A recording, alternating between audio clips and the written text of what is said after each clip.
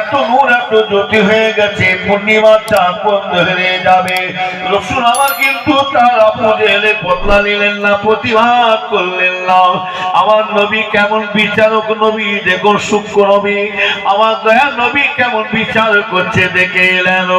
ও নবীর উম্মতেরা, আল্লাহ রসুল বলেছিলেন, ও বাবা আবু বকর, কথাটা তুমি ঠিক বলেছো বাবা, তুমি কথাটা ঠিকই বলেছো।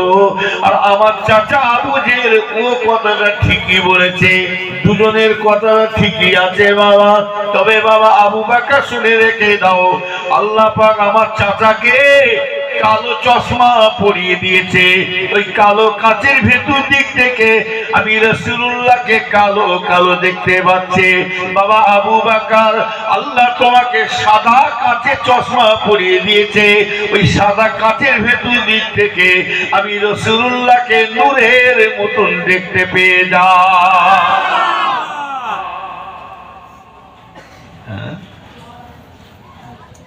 নবী বলতো নবী নয়। আবু জেহেল কম প্যাচে ফেলবার জন্য চেষ্টা করেছিল। আবু জেহেল যত রসুলের বিরুদ্ধে যত লড়ে গেছে, যত হিংসা করে গেছে, আমার আল্লাহ পাক আমার রসুলের সম্মান আল্লাহ তত বাড়াতে শুরু করেছে। এটাও জেনে নেবে, ফুরফুরা বিরুদ্ধে যে যত বকছে বকে যাক, বকছে পাগলে কিনাই বলে আর ছাগলে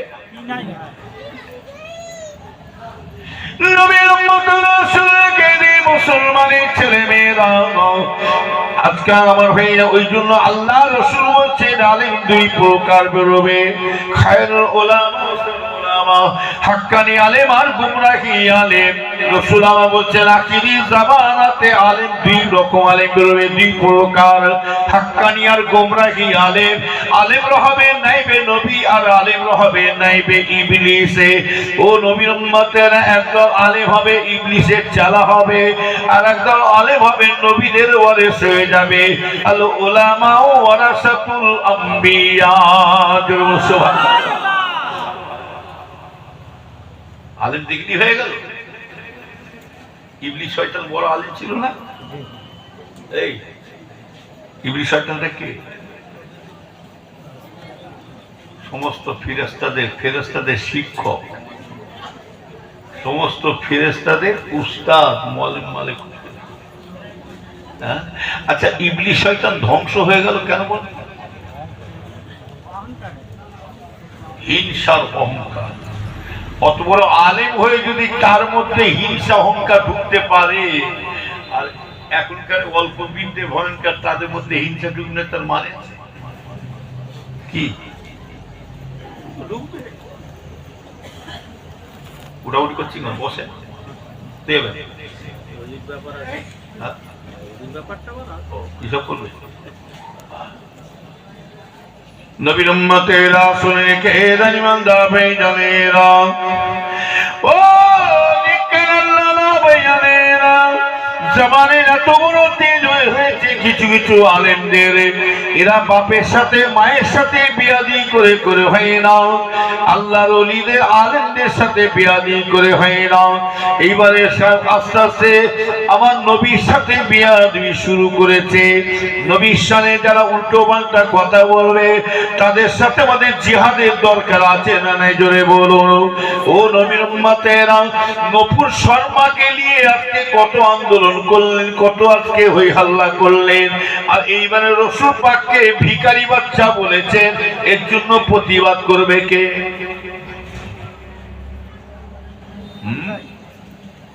আর নূপুর শর্মার কথাটাকে ঢাকা দেওয়ার জন্য এই শয়তানটা বেরিয়েছে। আমার মনে হয় বিজেপি ভালোই টাকা পাইয়ে দিয়েছে ওকে, বিজেপি ভালোই টাকা নজনা দিয়েছে মনে হয় ওকে, নাহলে এত বড় কথা বলে রসুলের সামনে। হ্যাঁ, সব আলেমগুলো করে কেটে দিলাম, মরবো যখন রসুল্লাহর জন্য মরবো, কথা ঠিক না? থানায় ঢুকতে হবে রসুল্লাহর জন্য, থানায়। ইমামে আজমকে থানায় ঢুকালেন কেন? ইমাম আজম অ্যারেস্ট হয়েছিল তো, না হয়নি? ইমাম আজমকে জেলখানায় ঢুকালো কেন? অন্যায় জিনিসকে বরদাস্ত করতে, বাদশার সাথে মিল খাচ্ছে না ইমামে আজম। নবীর উম্মতেরা খুব সঙ্গে ও ভাইজানেরা, ওই জন্য একটা কথা আছে কি জানে ভাইজানেরা, আল্লাহর ওলি যদি না হতে পারেন, আল্লাহর ওলিদের জুতোটা হলো লাভ আছে, আল্লাহর ওলিদের মহব্বত রাখবেন। ও নবীর উম্মতেরা, জেলখানায় ইমামে আজম ঢুকেছিল বটে, কিন্তু জেলখানার মধ্যে যতদিন ছিলেন কিন্তু জীবনে কখনো আল্লাহর নাম জীবনে ভোলে না। ইমামে আজম হুজুর জেলখানায় যতদিন ছিলেন বাকায়দা তিনি আযান দিতেন, চিল্লে থানাতে, ওই জেলখানার মধ্যে বাকায়দা চিল্লে আযান দিতেন। শুধু তাই নয়, ওই জেলখানার মধ্যে তিনি জামাতের নামাজ আদায় করতেন। শুধু তাই নয়, যদি বলে জামাতের মধ্যে নামাজ কেমন করে পড়বে, জেলখানার মধ্যে যখন ইমামে আজমকে অ্যারেস্ট করা হয়, ওই জেলখানার যত সেই যুগে সেই সময়তে যত চোর ডাকাত ছিল, হুজুরের চেহারা দিকে বলেছিলেন, বাপরে বাবু, এত সুন্দর মানুষ কি এমন অন্যায় কাজ করেছে, এত সুন্দর মানুষ, এত ভালো মানুষ কি কাজ করেছে অন্যায়, এনাকে জেলখানার মধ্যে ঢুকিয়ে দেওয়া হয়। ও ভাই জানেরা, সমস্ত চোর ডাকাত হুজুরের কাছে সে সোহবতে বসে গেলেন। সোহবতে বসা নয়, ইমামে আজম হুজুরের হাতে প্রতিটা চোর ডাকাত, সেই যুগেতে যত চোর ডাকাত ছিল হুজুরের হাতে হাতে বায়াত হয়ে গিয়েছিলেন, মুরিদ হয়ে গিয়েছিলেন। প্রত্যেকের চোর ডাকাত হুজুরের সোহবতে পড়ে প্রত্যেকেই আল্লাহর ওলি হয়ে গিয়েছিলেন। বলছেন, সোহবতে তালে তোরা তালে কোনা, সোহবতে তালে তোরা তালে কোনা।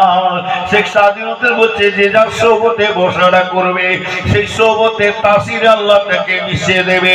চোরের সাথে বসলে চোর হওয়া যায়, চিটিমবাজির সাথে বসলে চিটিমবাজি হওয়া যায়, মক্কেলের সাথে বসলে মদের খোর হওয়া যায়, বেনামাজির সাথে বসলে বেনামাজি হওয়া যায়। আর আল্লাহর আলেমে হাক্কানি, আল্লাহওয়ালা, আল্লাহর নামাজি মানুষদের সাথে ইনি উঠা বসা করতে পারেন।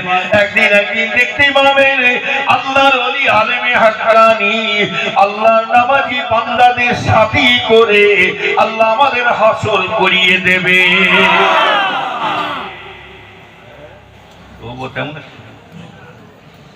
মদ করে সাথে বসলে কি হবে? আমি খাইনি রে বাবা, একবার টান না, বলছি যখন হাফ গিলাস আমি খাবো না, হাফ গিলাস টাকা আমি বাড়ি কাজে বেরিয়েছি, খান। বলছি যখন আর হাফ গিলাস ঢাল, হাফ গিলাস করতে করতে 4-5 গিলাস টেনে বাজারের নাম ভুলে গেছে, ঘরে যে টোলে যাচ্ছে, বুঝতে পারছি। বিড়ি করে কাছে গেলে কি হবে? বিড়ি করে হবে। আবার কিছু বদমাইশ বলে কি জানি, বিড়ি খেলে জ্ঞান বাড়ে।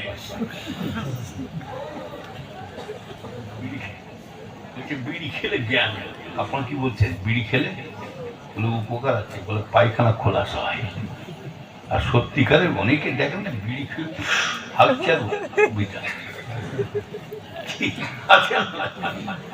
দাদা হুজুর হিসাব তবে যে দেখবেন এইবারে পায়খানা খালি হাতে জমা হয়ে আছে, টেনেচার ভেঙেছে, বুঝলেন? খড়গাছি জলসা করছি, ঘটবুট পাশে করতে তো বলছি বিড়ি খেলে উপকার, বলছে হ্যাঁ হুজুর। একদিন ছিল, বলছে হ্যাঁ হুজুর বিড়ি খেলে উপকার আছে। কি উপকার? বলছে হুজুর একটা বিড়ি খেতে পারলে 5টা ডাবের কাজ করবে। বলছি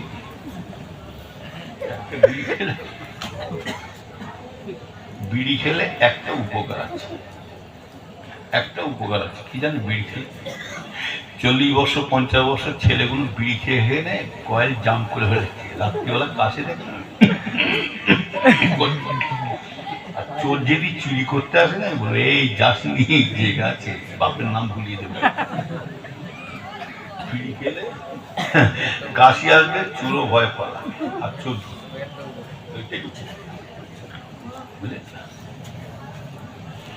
নবীর উম্মতের শুনে রেখে দে ভাইয়ারে রাম নিমান্দা ভাইয়ারে রাম তাই বলছি ভাইজানেরা ইমামে আবু হানিফা রাহমাতুল্লাহ আলাইহি উনি জেলখানার মধ্যে যতদিন ছিলেন আল্লাহ নামাজ আদায় করতেন ইমামে আজম হুজুরকে হতভাগা শয়তানেরা ওই জেলখানার মানুষেরা হুজুরের সাথে হুজুরকে এমন শয়তানে পড়া শুরু করলেন হুজুরের সাথে আমার ভাইজানেরা খাদ্যর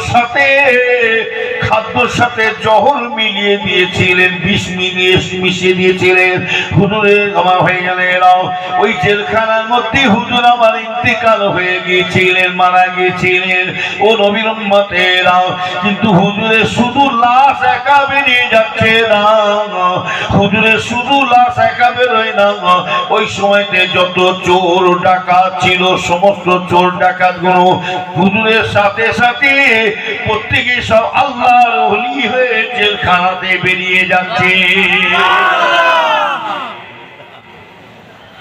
এমন একটা ওই জন্য বলছি ভালো সোহবত আমরা দাদা হুজুর কেবলাকে ভালোবাসি দাদা হুজুর যদি খাঁটি পীর হয়ে থাকে আর আমরা যদি খাঁটি মুরিদ হয়ে থাকি ইনশাল্লাহ একদিন আপনার আমার পীরের রোহানি ভাই আপনার বাড়িতেই চলে আসবে নেক নজর পাবো আপনার কি ভেবেছে দাদা হুজুরের নজর শুধু আমাদের উপর আছে এই যে ঈশাল সব আসছে এই আসামের লোকগুলো আসবে দেখবে রাস্তায় বহুত বিপদে পড়ে পুলিশগুলো দেখে বলে ফুটপাথ রাস্তার কোচবিহার জলপাইগুলো সব লোকগুলো ফুটপাথ বুঝতে পারে গায়ের কোনো কি বল হুজুর মুজুর কি বলবে হ্যাঁ আল্লাহর ওলিদের খাস একটা রুহানি পায় নেক নজর চলে যায় নেক নজর থাকে আপনি যতক্ষণ পর্যন্ত ফুটবলে না পৌঁছাবেন আপনার দিকে পীরের নজর থাকবে আর যতক্ষণ তো আপনি যখন ফুটবল থেকে বাড়ি আসছেন ততক্ষণ পর্যন্ত আপনার পীরের আপনার উপর লক্ষ্য রেখেছে নজর রেখেছে বুঝলেন না আল্লাহর ওলিরা লা ইয়ামুত তারা কখনো মরে না মরে জিন্দা হয়েছে ولا تقولوا لمن يقتل في سبيل الله اموات بل احياء ولكن لا تشعرون আল্লাহ বলছে যারা নাকি ফি সাবিলিল্লাহ বলে আল্লাহ রাস্তায় জানকে কুরবান হয়ে শহীদ হয়ে মারা গেছে বান্দা তাদের দিগকে মরা বলে মনে ভাবো না তারা কেমন মরে জিন্দা জীবিত আল্লাহ বলছে তা তোমরা জানো না ও নবীর উম্মতেরা হযরত সাদ বিন মায যখন ইন্তেকাল হয়ে গেল খুব সংক্ষেপে হযরত সাদ বিন মায যখন মারা গিয়েছিলেন ইন্তেকাল হয়ে গেছে উনি যখন ইন্তেকাল হলেন খুশিতে আনন্দতে আসমান জমিনে খুশিতে নাচা শুরু করে দিয়েছিলেন আনন্দতে নাচা শুরু করে দিয়েছিলেন শুধু তাই নয় হযরত ইমামে হযরত সাদ বিন মাযকে যখন জানাজার নামাজ পড়ে স্বয়ং রাসূলুল্লাহ জানাজার নামাজ পড়ালেন নামাজ পড়ে যখন কবর দিয়ে চলে আসছে আমার নবী পাক দাফন দিয়ে মাটি দিয়ে চলে আসছে কিছুটা যাওয়ার পরে নবী আমার কবরের দিকে লক্ষ্য করলেন সাদ বিন মাযের কবরের দিকে চেয়ে দেখছেন আমার ভাইজানেরা সাদ বিন মাযের কবরের চারিদিকে মাটি ছোট হয়ে আসছে চারিদিকে মাটি ছোট হয়ে আসছে রাসূলুল্লাহ মনে করেছিলেন কবরের মাটি মনে হয় বদলা নিতে আসছে কেননা কবরের মাটি কাউকে ছাড়বে না এই কবরের মাটি কিন্তু প্রত্যেকেরই বদলা নেবে এই শোনে মাটি কাউকে ছাড়বে না আল্লাহ মাফ করে কি ভেবেছেন কি আল্লাহ বলছে লা তামসি ফিল আরদি মারহা আল্লাহ পরিষ্কার বলে দিচ্ছে লা তামসি ফিল আরদি মারহা বান্দা জমিনের বুকে অহংকারী করে মাস্তানি করে ঘোরাফেরা করো না কেন তোমাকে একদিন এই মাটির নিচে শুতে হবে তোমাকে সব অহংকার মিটিয়ে দেওয়া ওই জন্য ছোট হুজুর কেবল বলতেন আমার আব্বাজান বাবা কত ধানের কত চাল কত ধানের কত চাল সব বেটা কিন্তু মরণে পড়ে একটা জায়গায় ধরা পড়লে সেটা হলো কোথা পিসা মিশা গাইসা সব সাহেব কিন্তু কবরে শীত আল্লাহ মাফ করে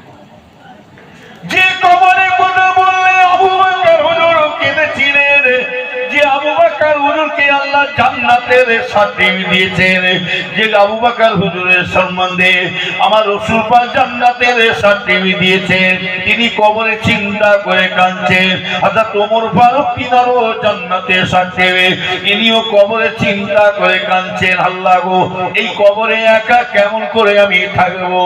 আমার ভাইজান ইসলামের তৃতীয় সাহাবা হযরতে উসমান রাদিয়াল্লাহু তাআলা আনহু, তিনিও কবরে চিন্তা করে কাঁদছেন, আল্লাহ এই কবরে আমি একা কেমন করে থাকবো। ও নবীর উম্মতিরা, যাদের সম্বন্ধে আল্লাহ রাসূল জান্নাতের সার্টিফিকেট দিয়েছেন, আমার রাসূল পাক আজ পর্যন্ত দুনিয়াতে কেউ কাউকে কোন পীর অলি কত আবদার কেউ কাউকে কিন্তু জান্নাতের সার্টিফিকেট দিয়ে যেতে পারলো না। কিন্তু দুনিয়াতে আমার দয়ার নবী, আখিরি জামানার নবী, শেষ নবী, আমার আপনার নবী, দয়ার নবী একজন নাই, দুজন নাই, তিনজন নাই, পাঁচজন নাই, আশারে মুবাশশিরা আমার রাসূল পাক একই সাথে 10 জন সাহাবা হুজুরকে আমার রাসূল সরাসরি জান্নাতের লাকাব দিয়ে দিয়েছিলেন।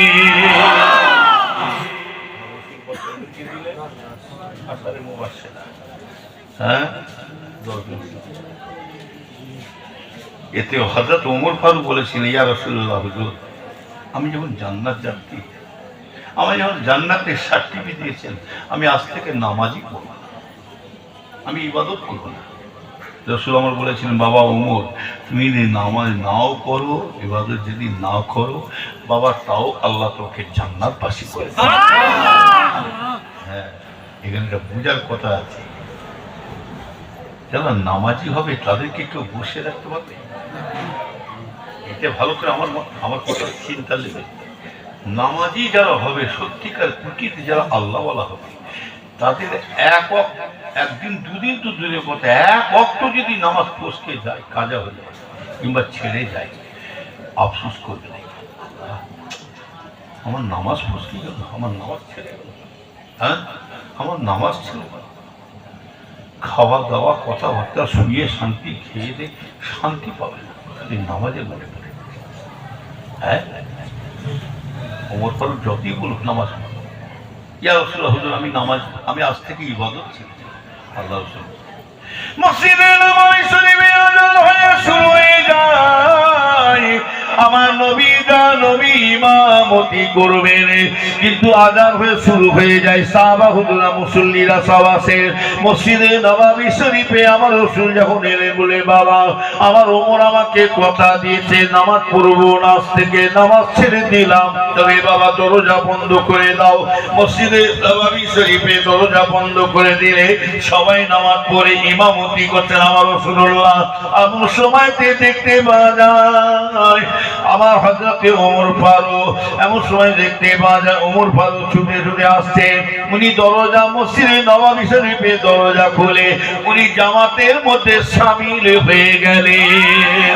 ও নবীর উম্মতেরা, আমার নবী নামাজ পড়ে সালাম ফিরলেন, সালাম ফিরে দেখছেন ওমর ফারুক বসে আছে কাতারে নামাজে। কি ব্যাপার বাবা ওমর, তুমি আমাকে কথা দিলে আমি নামাজ পড়বো না, নামাজ ইবাদত বান্দি ছেড়ে দিলাম, তুমি আমাকে কথা দিলে বাবা ওমর, তোমাকে জামাতে হাজির দেখতে পাই, নামাজের মধ্যে দেখতে পাই। তখন ওমর ফারুক বলেছিলেন, ইয়া রাসূলুল্লাহ, ইয়া হাবিবাল্লাহ, হুজুর আমি আমার বিয়াদি মাফ করবেন। ইয়া রাসূলুল্লাহ হুজুর, আমি ওমর বলেছিলাম বটে, তিন দুনিয়ার বাদশা জগতে নবী রহমাতাল লিল আলামিন স্বয়ং দয়ার নবী ইমামতি করছেন, আর আমি ওমর কেমন করে বসে থাকতে পারি? হুজুর আমি থাকতে পারি না, ছুটে ছুটে এলাম হুজুর। আল্লাহ রাসূল বলেছিলেন, বাবা ওমর তুমি যতই বড় নামাজ আমি ইবাদত ছেড়ে দিলাম, তবে বাবা ওমর শুনে রেখে দাও, তোমার নামাজ তোমাকে ছাড়বে না,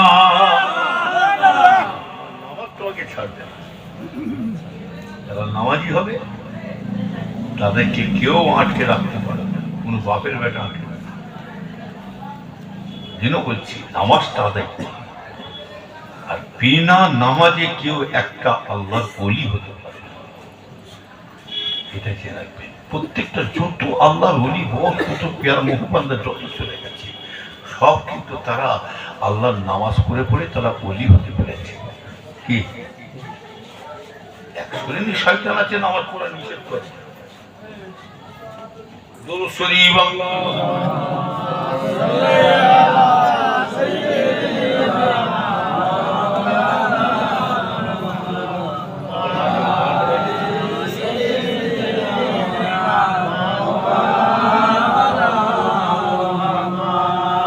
मददगार किसी का रसूले खुदा हूँ, उसे और हिम्मते का परवार क्या है।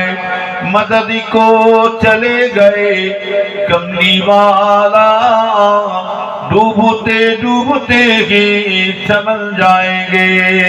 अल्लाहुम्मा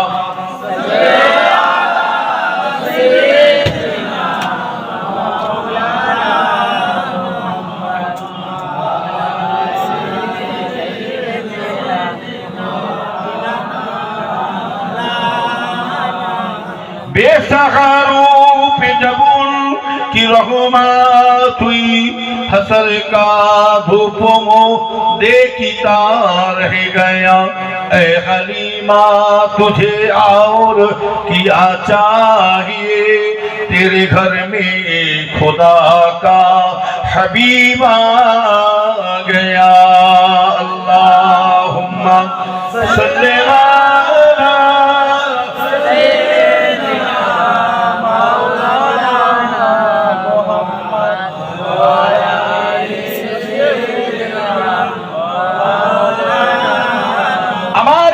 নেককার আল্লাহওয়ালা ভাইজান, নামাজ আপনাকে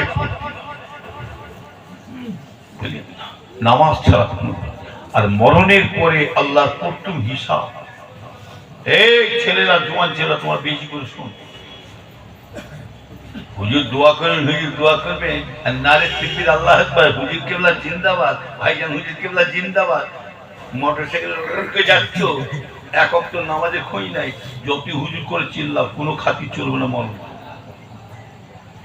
আমার কথা শুনে রাগ করছে না? বলছি না, বিশ্ব নবী দিবস করে চিল্লাচ্ছ, 100 বার করবে জলসা, নবী দিবস পালন করবো, কিন্তু নবীর আদর্শকে পালন করবে কে? নবীর আখলাকটা ধরবে কে? হুজুর তো ধরেছেন, দাদা হুজুরকে ধরেছেন, দাদা হুজুরের আদর্শ আখলাক তারা নিয়ম কানুন করবে কে? পালন। এরা ভাবছে তকবীর মারলেই কাজ মিটে যায়। আল্লাহর প্রথম হিসাব হলো কি জানেন? বান্দা তুমি নামাজ পড়েছো কিনা, আমাকে জবাব দাও।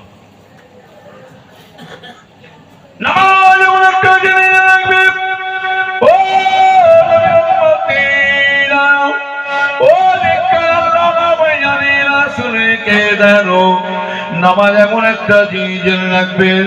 দুনিয়া যদি আপনি নামাজ করে চলে যান, মরণের পর আল্লাহ যখন হুকুম হবে, আল্লাহর হুকুম যখন চলে যেতে হবে, জানাজার নামাজ পড়ে কবর দিয়ে চলে আসছে, বিসমিল্লাহি ওয়াবিল্লাহি ইসাবিলিল্লাহি ওয়া আলা মিল্লাতি রাসূলুল্লাহ বলে এবারে কবরে মাটি দিয়ে বিনহা খালাকনাকু ওয়া ফিহা নুইদুকুম মিনহা নুখরিজুকুম তারাতাল উখরা, 3 মোটা করে মাটি দিয়ে চলে আসছেন। ও নবীর উম্মতিরা, ভাববেন না যে কবরে এইভাবে যেন লম্বা হয়ে শুয়ে আছে, না না, রূহ বেরিয়ে চলে গিয়েছিল, রূহ আবার জিসমের মধ্যে চলে আসছে। ও নবীর উম্মতেরা, রূহ বেরিয়ে চলে গেছে, বডি পড়ে আছে, খাঁচা পাখি উড়ে গেছে, খাঁচা রয়ে গেছে, বডি থেকে রূহ বেরিয়ে গিয়েছিল, আবার রূহ আবার কবরের মধ্যে ঢুকবে দিয়ে, যেমন জীবিত জিন্দা হয়ে বসে আছে কবরে, যার কারণে কবরে আল্লাহ সাহাবারা কবরে চিন্তা করে কেঁদেছিলেন, আল্লাহ সব জায়গায় সাথী পাবো, কিন্তু কবরে সঙ্গী সাথী তো পাবো না।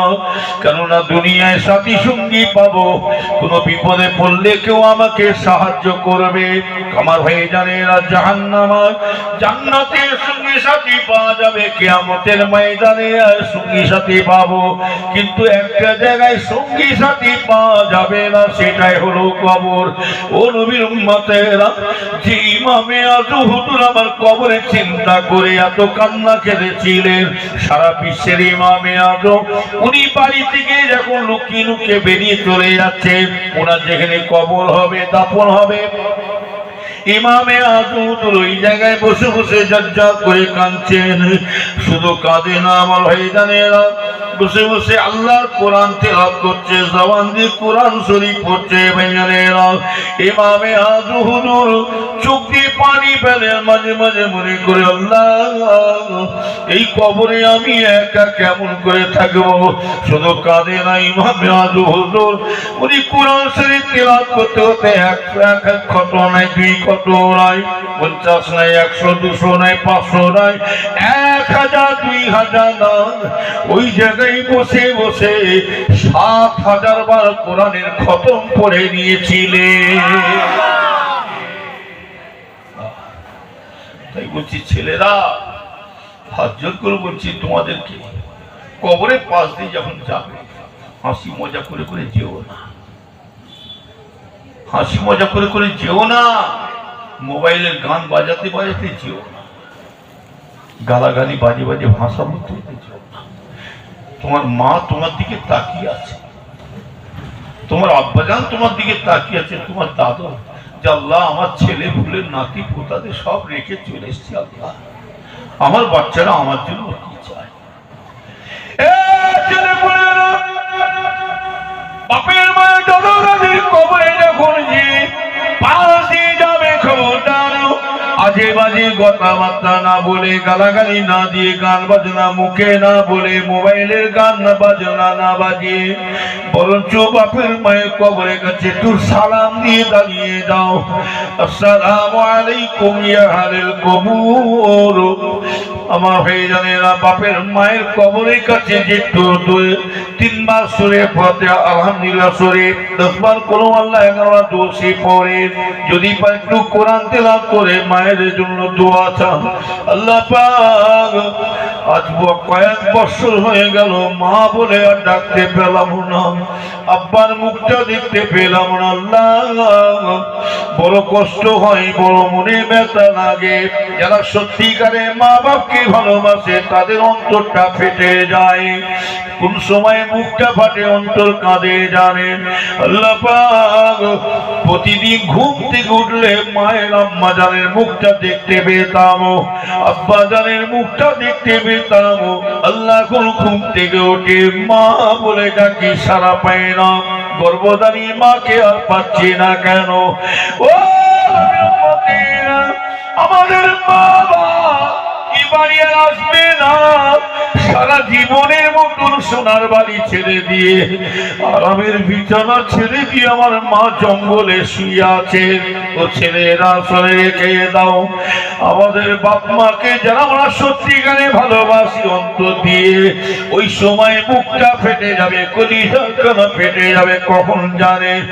ঈদ মানে খুশির দিন, আনন্দ দিন, ঈদুল ফিতর, ঈদুল আযহা, এই যে রোজা আসছে, রোজা আসছে, আমার মাকে আব্বাকে সাথে করে ইফতার খেতাম, আর মাকে ইফতারের সময় দেখতে পেলাম না।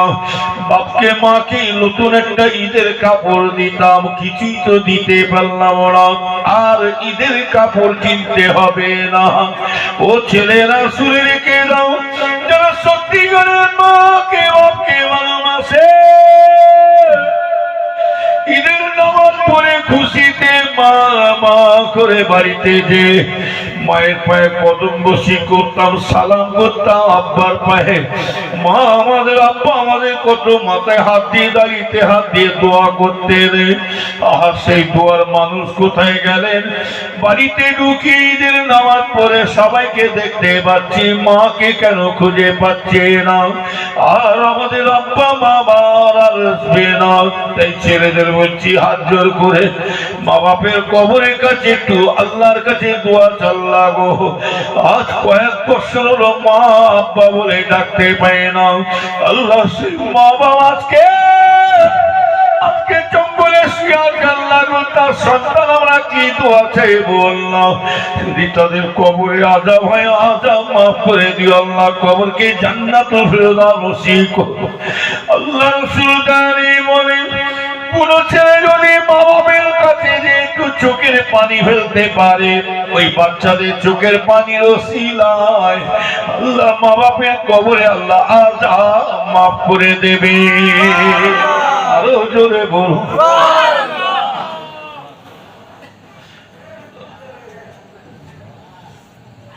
মা বাপ কি নিয়ামত।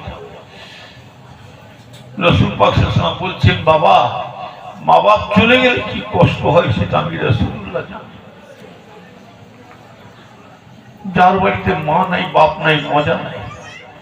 বাড়ির সৌন্দর্য দুইটা, এক নম্বর হলো বাপ মা, আর একটা হলো মাসুম বাচ্চা ছেলে। ছোট হুজুরগুলো আমার আব্বাজান বলতেন, বাবা দাঁত থাকতে দাঁতের মজা কেউ বলে। ছেলেরা এখন তোমরা বুঝতে পারছো না বাবা, যাদের আব্বা মা বেঁচে আছে কি নিয়ামত বসে আছে। খাওয়া হোক আর নাই হোক তবুও তোমরা আব্বা বলে ডাকতে পারছো, কথা ঠিক না বেটি? হ্যাঁ, মাকে মা বলে ডাকতে পারছো, বুঝলেন?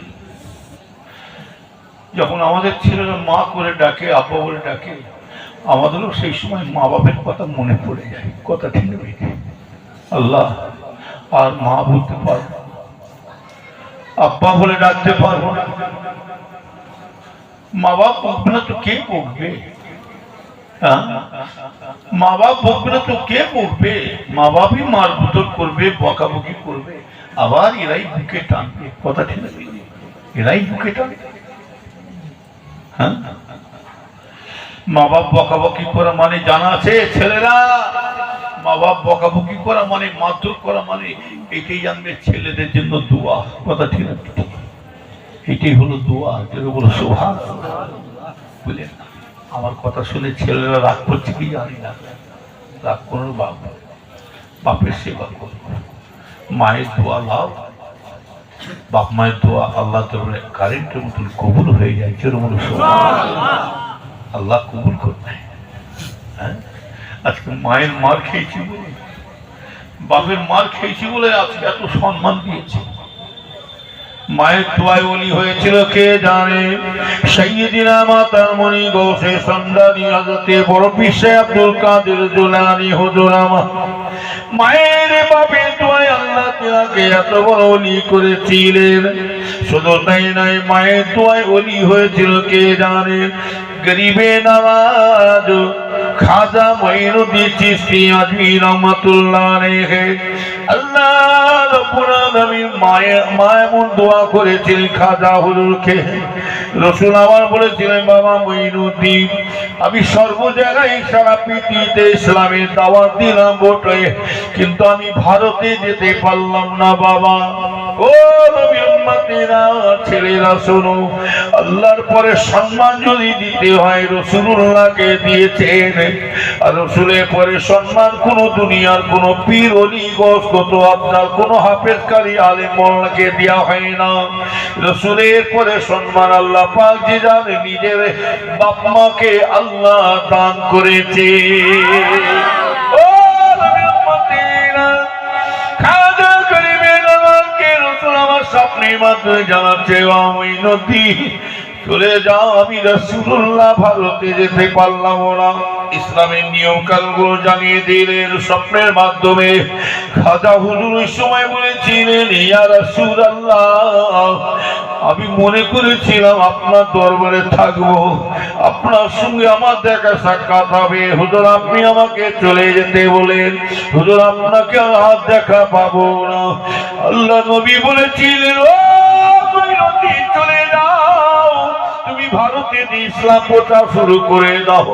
আমি রাসূলুল্লাহ কথা দিচ্ছি তোমাকে, বলে দিচ্ছি বাবা মঈনুদ্দিন, তুমি যদি ভারতে ইসলাম প্রচার করতে করতে যখনই আমার কথা স্মরণ আসবে, তোমার মনে পড়বে, আমি রাসূলুল্লাহ তোমার সামনাসামনি দাঁড়িয়ে যাব।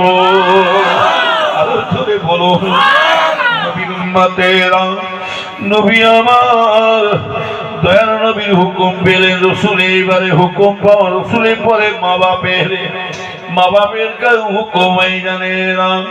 এবারে মঈনুদ্দিন চিশতি হুজুর আমার খাজা হুজুর মায়ের কাছে গেলেন। মা, আল্লাহ রাসূল আমাকে ইশারা করেছে মা ইসলাম প্রচারের জন্য।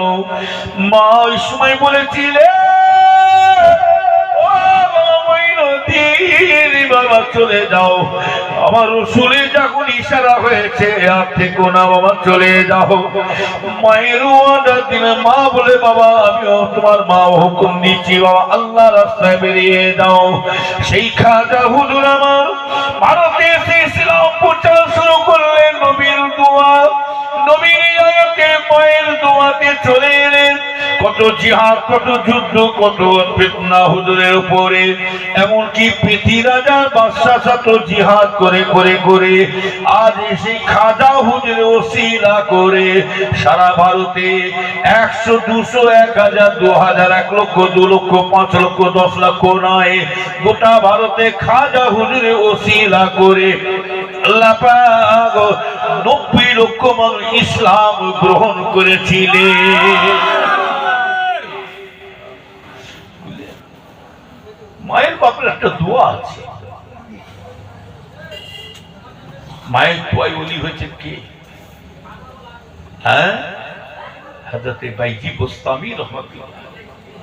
মা দোয়া করলেন, বাবা বাইজি আমি তোমার জন্য কি দোয়া চাই, যে বাইজি বুস্তামি মায়ের মাথার গোড়ায় সারা রাত পানির গিলাস নিয়ে দাঁড়িয়ে আছে। মায়ের সেবা, মায়ের খেদমত। ছেলেরা এখন তুমি বুঝতে পারবে, তোমার ব্যবহারে যদি মা বাপ কষ্ট পেয়ে যায়, ছেলেদের ব্যবহারে যতই হুজুরের মাজারে কান্নাকাটি আর যতই হুজুরদের আলেমদের পিছে পিছনে ঘরে, কিচ্ছু হবে না। হাদিসটা মিথ্যা হয়ে যাবে। হ্যাঁ, হাদিসটা মিথ্যা হয়ে যাবে। যতই হুজুরদের কাছে কোন পীরের দোয়া কবুল হবে না। হ্যাঁ, পীরের দোয়া কবুল হবে মা বাপের যদি রূপ হোস হয়ে যায়, ছেলের ব্যবহারে অন্তর খুশি হয়ে যায়, তারপরে পীরেদের কাছে যাবে। ওদিকে মা বাপের রূপ হোস, এদিকে আল্লাহর ওলিদের দোয়াটাও কবুল হয়ে যায়।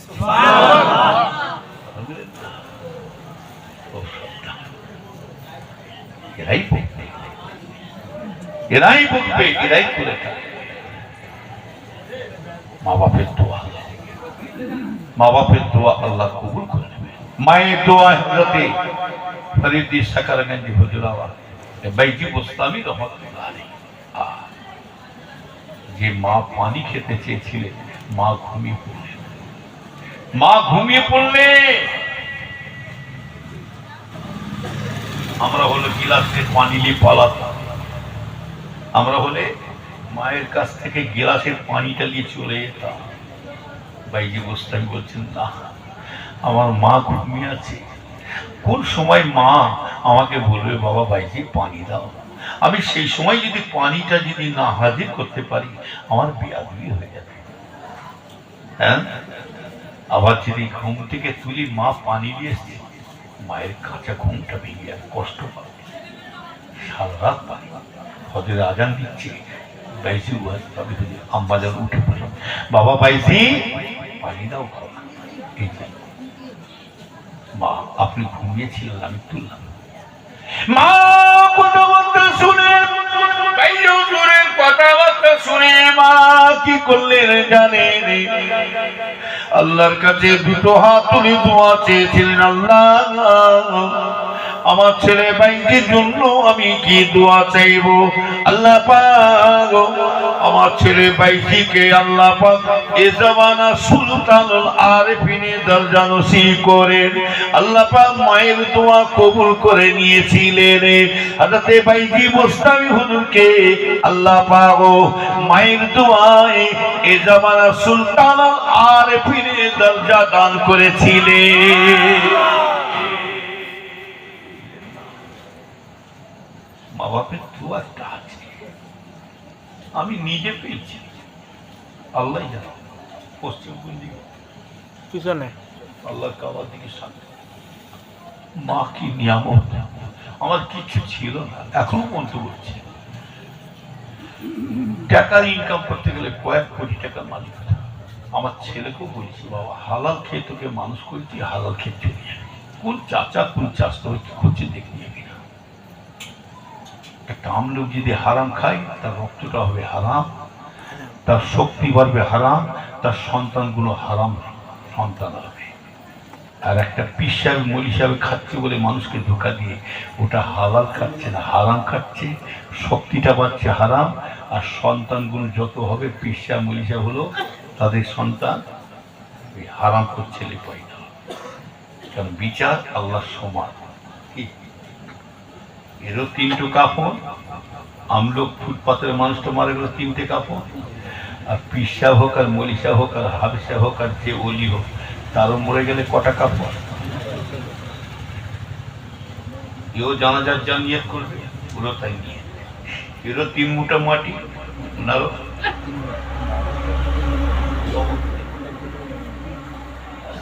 ইনাকো মান রব্বুকা মান দীনুকা, আর ইনাকো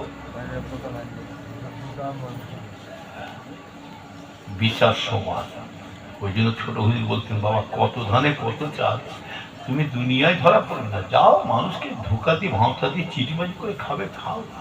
আমি পীরের ছেলে হয়ে যদি ধোকা দিয়ে খাই, খাও, মজা তো বুঝবে কবরে। আবার কিছু শয়তান বলে কি জানে, কবরে কে দেখছি, কি গো বলে না বলে, কবরে খবর কে জানে, কথা বলে আল্লাহ তো জানে, বান্দা জানে না। কবর খবর মোরটাই জানে কি হাল হবে।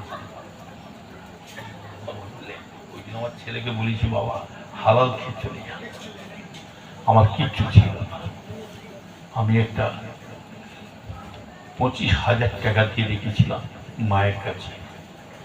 মাঝে মাঝে দলিজে কোথায় বসতে জানে, তো ভাইয়ের দলিজে বসতাম, নাহলে মাদ্রাসায় বসতাম, নাহলে মসজিদে বসতাম।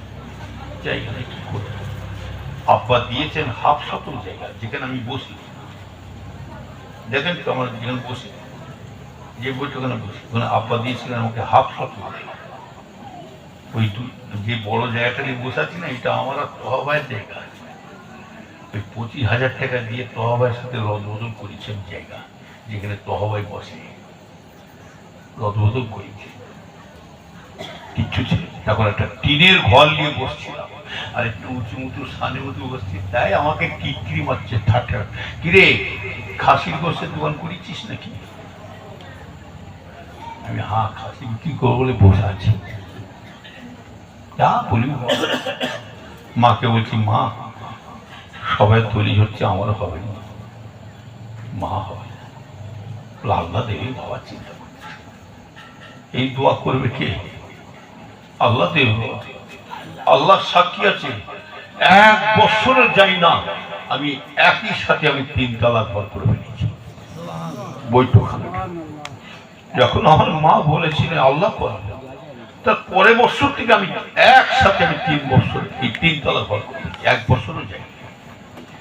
তো ভাই যখন হজ যাচ্ছে বাইরেতে আমার মায়ের, তো ভাই তো আমার আপন ভাই, মাকে বলছি, মা সবাই যাচ্ছে, ভাইয়েরা গেলেন, আমি যাবো? বলে আল্লাহ নিয়ে যাই, যাবি বাবা, আল্লাহ আল্লাহ জানে। মা আমার দেখে গেল না, তারপরে আমি হজে গেলাম, আল্লাহ আমাকে নিয়ে গেলেন মায়ের দোয়ায়। ওই জন্য বলছি, মায়ের দোয়ার চাক্ষুষ আল্লাহ আমাকে দুটো মিলিয়ে দিয়েছে। একবার নাই, 2বার হজে আল্লাহ নিয়ে গেছেন। আমি একা যাইনি, আমার ছেলে মেয়ে সব নাতি, এই ছেলে মেয়ে ফ্যামিলি আপনার ভাবিদের শুনি, বুঝলেন? নিয়ত করেছিলাম পরের টাকা আমি হজ করব না, ট্যাকের পয়সা হজ করব। সে আপনাদের দোয়ায় ট্যাকের পয়সা হজ করেছে, বুঝলেন না? আমি খুব কষ্ট করি, আপনার এই আসামের লোক আসবে তো, সারা রাত জলসা করি, আল্লাহ সাক্ষী আছে। দিচ্ছে কত জানেন? 200 টাকা বিদায় দিচ্ছে। কোন হুজুরে বল, আরো শুনবে? 1 নম্বর আরমানির চল, একদম ভরিয়ে দেবো ঈশ্বর সবে আসবে লোকটা। ওই গ্রামে জলসা করছি, দরং ডিস্ট্রিক্ট 1 নম্বর আরমানির চল গ্রাম। সারা রাত জলসা হয়ে গেছে, ফজর নামাজ পড়ে আবার করছি। আমাকে এবার বলছি, কমিটিটা হোক। আমি বলছি, কমিটিটা হোক, বিদায় দিব না। একজন কমিটির দলের মধ্যে একটা নুগি এরকম করে নিয়ে এসছে, একটা লুঙ্গি,